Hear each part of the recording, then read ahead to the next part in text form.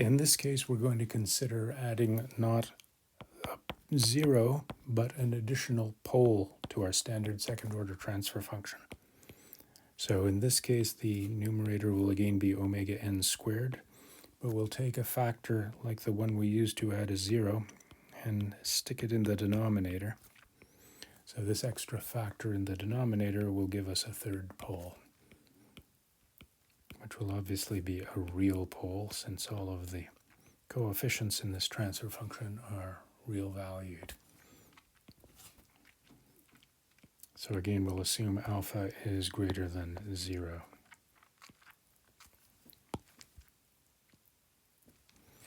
Okay, so we're always relating things to the positions of the poles and zeros on the S-plane. So in the underdamped case, we know that the roots of the quadratic are at minus zeta omega n plus or minus j times omega n times the square root of 1 minus zeta squared.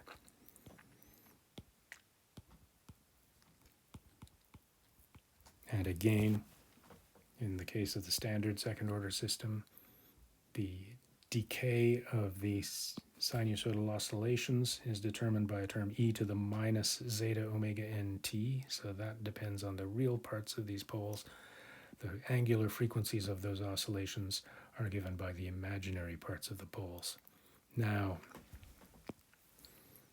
in this case, we're adding not a 0 but a pole at minus alpha zeta omega n, so exactly alpha times as far from the imaginary axis as the complex poles that we get from our underdamped second-order transfer function.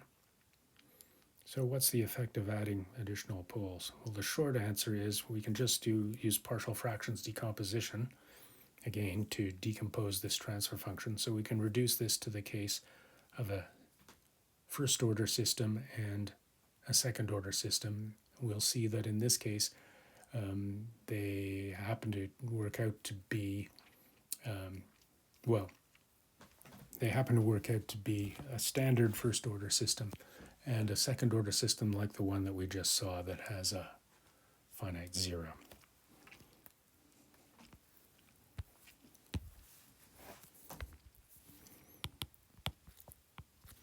So by partial fractions decomposition,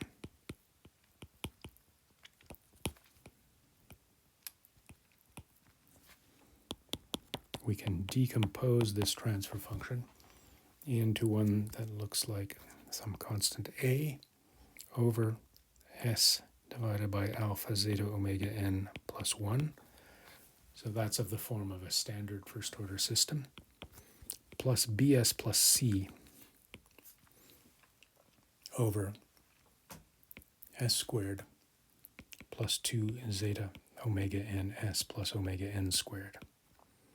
So the second transfer function is of the form of the one that we just analyzed.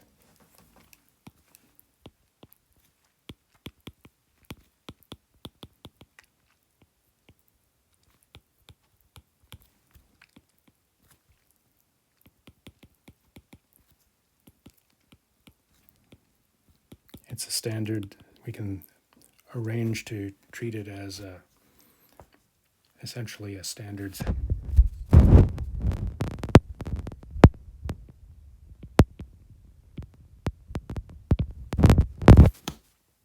Okay, but what about the effect of this quantity alpha? What does it matter how far this additional pole is relative to the complex poles? For that, we need to analyze these residues by completing our partial fractions decomposition. It turns out that the first constant a is 1 over 1 minus 2 alpha zeta squared plus alpha squared zeta squared.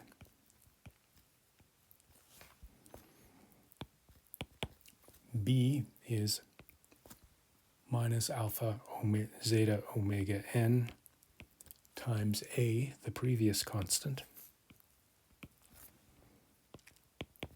And C is alpha times alpha minus 2 times zeta squared omega n squared A.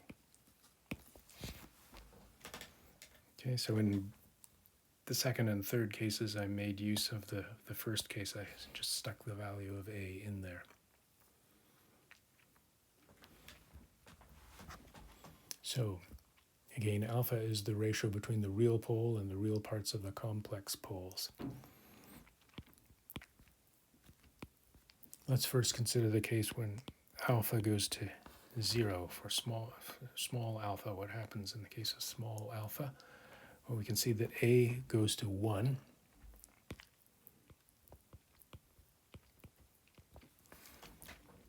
Okay. Now if A is going to 1 and alpha is going to 0, B is going to go to 0. Likewise here, if A is going to 1, then if alpha is going to 0, this goes to minus 2. But we have another factor of alpha here that's going to 0.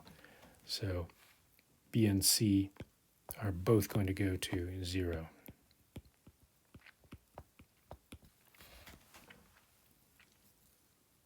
Okay.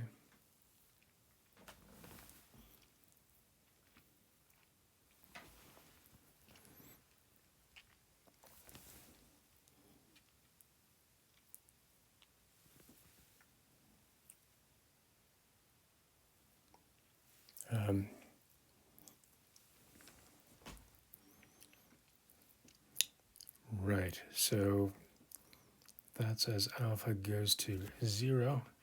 So the system behaves like a standard first order system. Alpha A goes to 1, B and C go to 0. So essentially the transfer function approaches that of a standard first order system.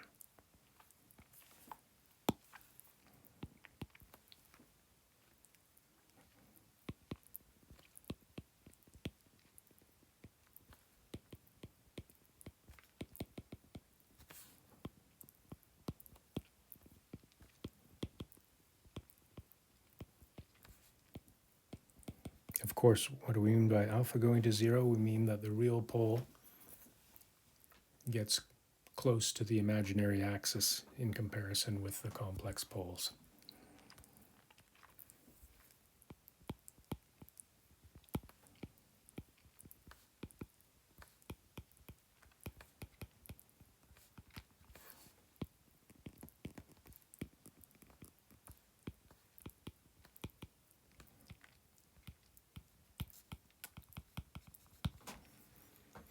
And in fact, what do we mean by much closer? Normally we mean a factor of maybe 5, usually about 10 times faster. So if alpha is, say, about 0.1,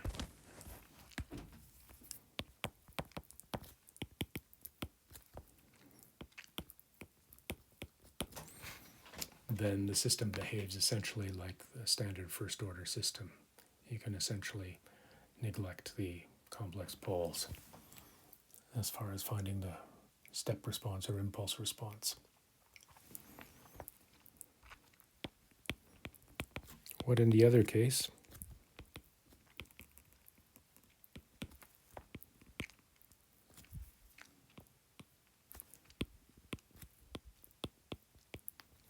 What happens as alpha goes to infinity?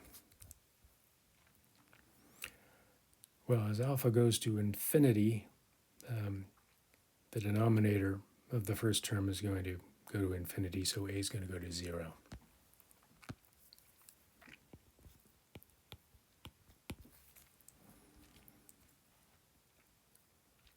Okay, what about B? We have A going to 0, but alpha going to infinity. So let's take a closer look. A, of course, is just 1 over 1 minus 2 alpha zeta squared plus alpha squared zeta squared. So A has an alpha squared in its denominator. So this term for B will have an alpha in the numerator and alpha squared in the denominator. The denominator is going to blow up faster than the numerator, so B will go to 0.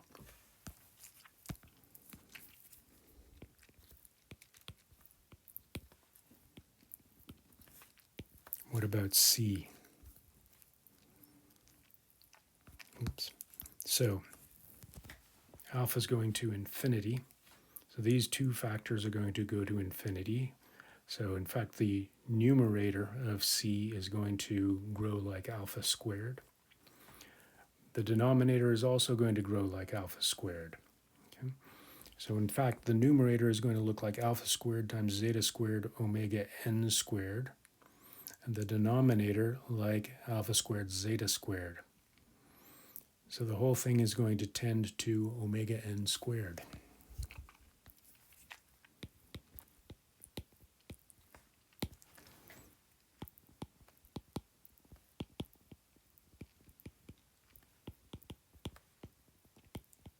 So the transfer function behaves like a standard second order transfer function.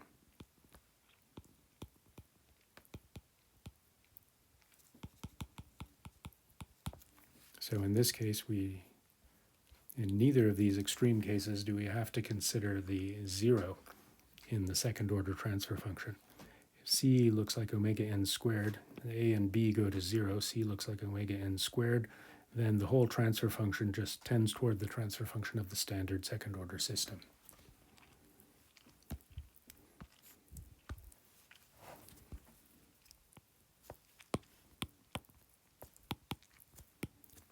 The general rule of thumb is that, say, if alpha is greater than or equal to 10, so the real pole is 10 times as far away from the imaginary axis,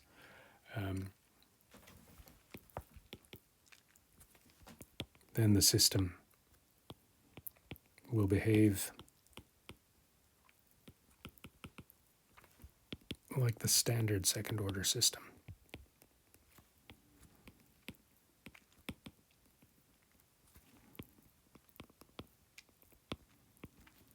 Somewhere in between, if alpha is of the same, the order of magnitude of 1, it's bigger than 0.1, less than 10, well, then you may have to do an exact analysis, but that's not hard. If you work out A, B, and C according to the value of alpha, you have here a decomposition of the transfer function into the standard first order system, which we've already analyzed, and a second order transfer function with a finite zero. And that too we have already analyzed. In particular, we found its step response.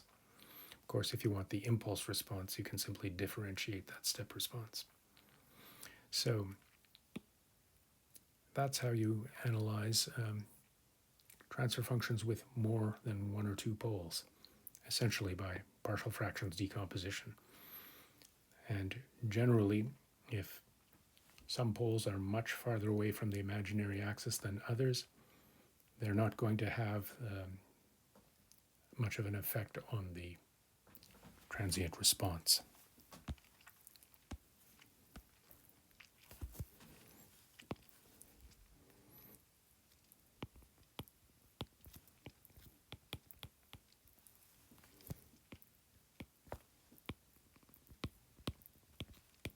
When a pole or a complex conjugate pair of poles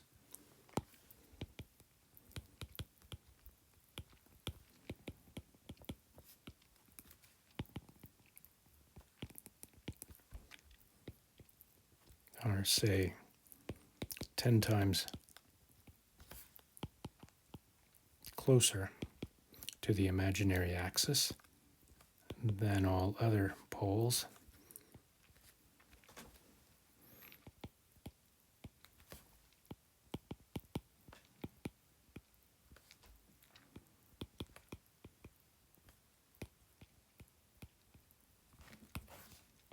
we say that they are dominant.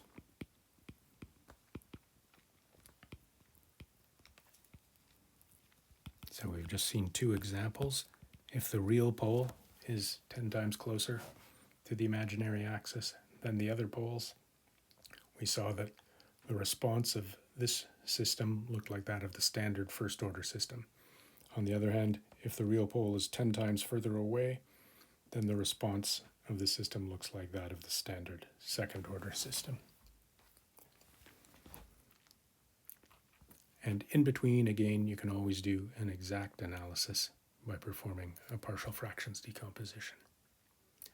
So that, in a nutshell, is how we handle more complex transfer functions than the standard first-order system and the standard second-order system. In all cases, we do our analysis in terms of those simpler examples, whether it's a case of adding a zero or adding a pole, or multiple zeros and multiple poles. That's the end of this lecture.